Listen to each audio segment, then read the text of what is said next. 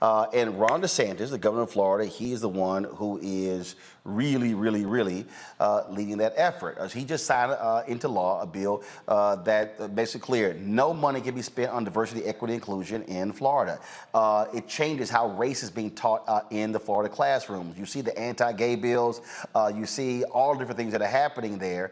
And so he wants to, and he's doing all of this because he wants to create the blueprint to say, this is what we're doing in Florida and what I want to do around the rest of the country. That's one of the reasons why he's now barnstorming. In fact, he is so shameless, and the Republicans are there, they actually even passed a bill shielding his travel records so the people in Florida who are paying for it won't see where he's traveling. Nikki Fried, she heads the Florida Democratic Party and is the one who is there to counter him and fight him there. And Nikki, glad to have you in studio here in D.C. Okay, so first of all, before we went on, you said today there was an event at the White House and President Biden talked about? Yep, white nationalism. I mean, we were there today, it's Jewish Heritage Month, and so there was a big reception at the White House today, and it came up, it was part of his speech about how we all have to stick together and combat hatred. Because if you're going after, you know, those that are black in our United States, or immigrants and Jews, he's coming after all of us. So for Harris Faulkner at Fox News, who said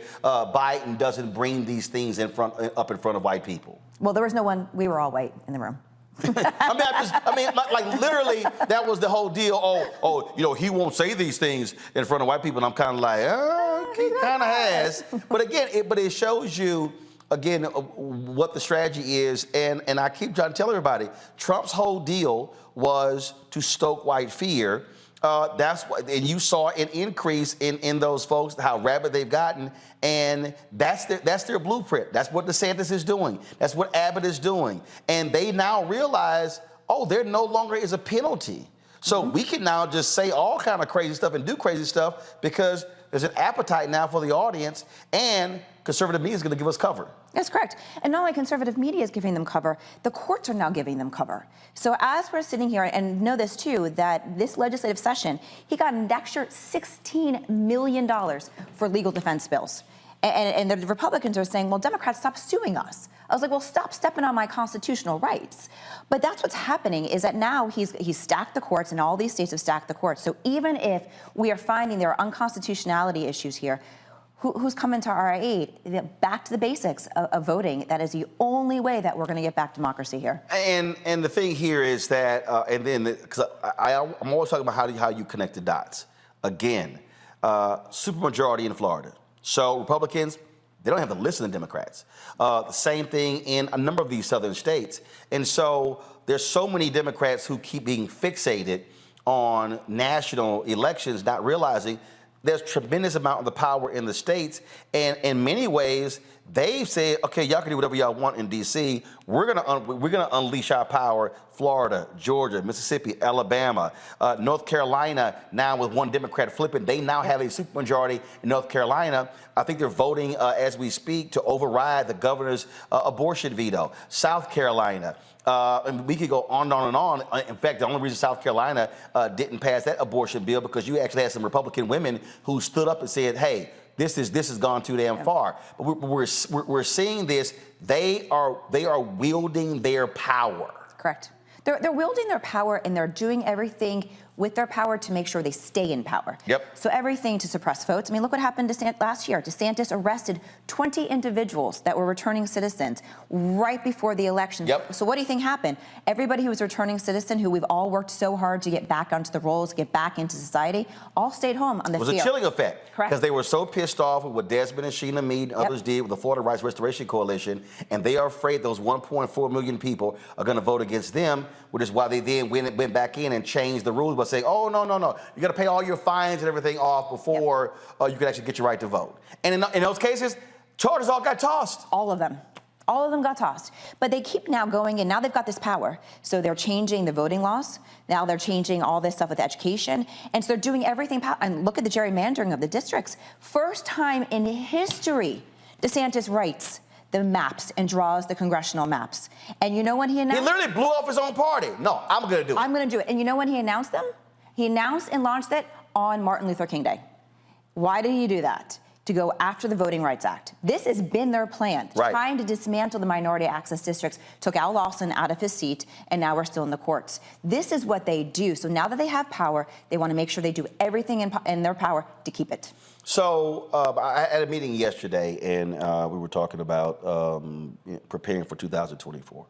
And the thing that I have said to Democrats, to progressives, to all the people who are trying to oppose what we're seeing, I said, folks, you can't be waiting for May of 2024.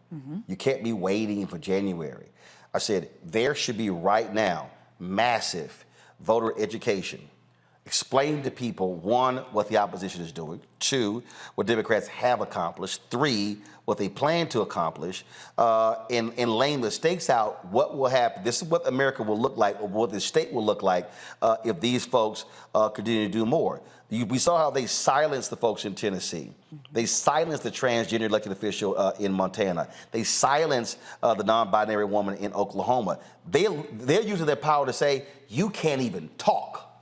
And you know what the crazy part is? They're doing it under the church. They're doing it all under religion. And that so many of the speeches that I've heard, God told me to do this. This is all about God.